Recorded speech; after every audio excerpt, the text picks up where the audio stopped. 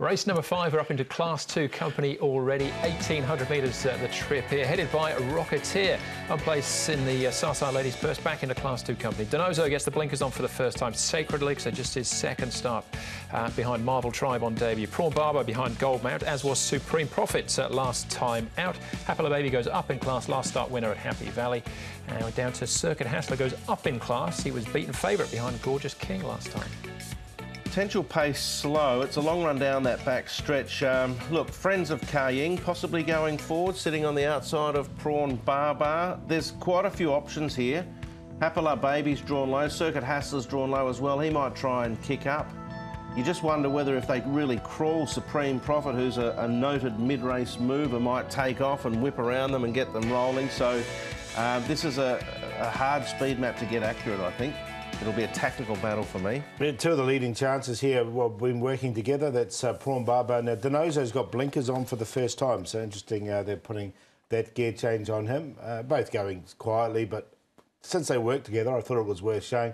This was on the 8th of November. Then the boys got together again on the 15th, 11th, and had another gallop together. Again, same thing, Prawn Barber leading out Donoso once again. So very similar.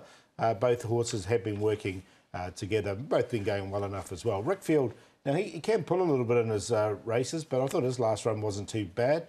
You can see him coming down here. He looks well for this particular contest, although his best runs have been at Happy Valley. Still looks pretty good. And here's his second piece as well. Nice quiet piece under a good hold as well. So another not a bad piece from Rickfield. So he's well going into this particular contest. Just whether it charts in for him. He looks ready to win again, doesn't he? Yeah. Alexi Bedell's ridden him once. He won on him. Yeah, it was a tactical move that night too at the Valley. Yeah. This has got the makings of a potential tactical battle, so interesting to see how it all unfolds. It took off before closing time that day. He did. Let's have a look at, well, there's a handful of them in here. Donoso fares best, finishing in third. Prawn Barber, Rickfield in this race, Supreme Profit. The winner, Gold Mount. We'll be talking about him in a Group 2 in a minute. That's true. He came to a good ride here from Zach, stuck to the inside, came through and won. Donoso run nicely. Obviously, the blinkers, they're going to try that with him. And Prawn Barber was there for a long period. He was well backed on this meeting as well. Donoso's come up 290, Prawn Barber at 12, but I don't think there's that much between those two, to be honest with you. I've got one to beat them both. Yeah, look, there's a number of horses you can make a case for in this race. It's just a matter of trying to work out how it's all going to unfold. I think blinkers on Donoso's interesting tactical move, and he'll be going in the tips for sure because of that. All right, barrier one for him. Joe Moreira in the saddle. Happy Baby, we've seen this race already once today in reference to insuring amongst others, but here he is winning at the Valley. This is a good example of what type of horse Happy Baby is.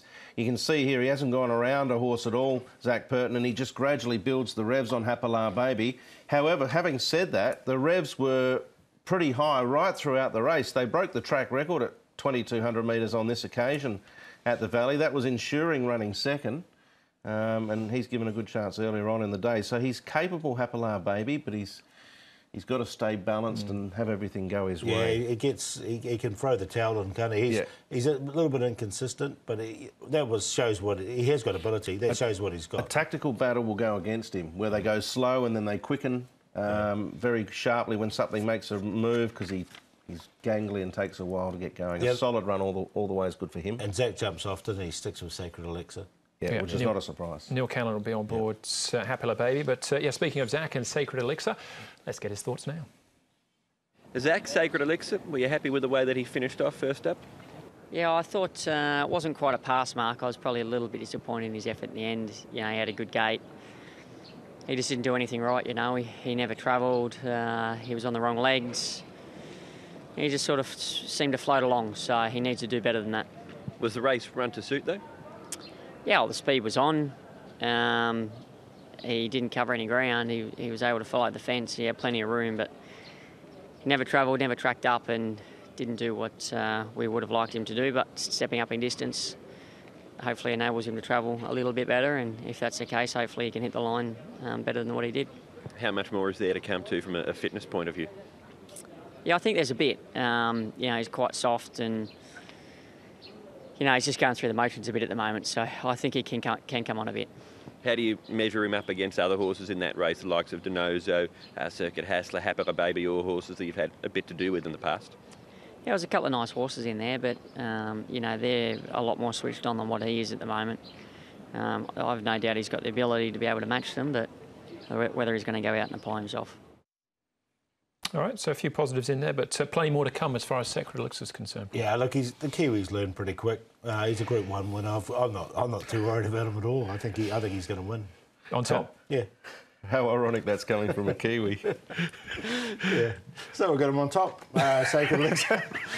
Moving forward, look, I like him. I think he's had the one run, 1,800 metres, up to 2,000, perfect for him. So Sacred Elixir to beat Denozo, Prawn Barber. Not much between those two, but Denozo to beat Prawn Barber. And Circuit Hassler, he comes in here nicely as well. He's well placed from barrier 2 with a lightweight. I think he can run well. So I went 4, 2, 6 and 12 and I'll play exotics. I'm going to go with Circuit Hassler. I'm going to make him the best on an each-way basis. Coming up in class, lightweight, good barrier. He ran second to Hang's Decision at the end of last season in that track record over 1,400 metres. His first 2 runs have been terrific, and admittedly he hasn't won in this class at this stage, but he has been second twice and fourth once from 6 starts. I think potentially Chad Schofield might be able to have him a spot closer if he can have him focused out of the gates, and in what might be a tactical battle, he should end up in the nice spot. So each way for me, the 12 from Denozo. Sacred Elixir, I think eventually will be better than these when he gets his head right. And Rocketeer, got to find a little bit more, but we know he's capable. 12, 2, 4 and 1.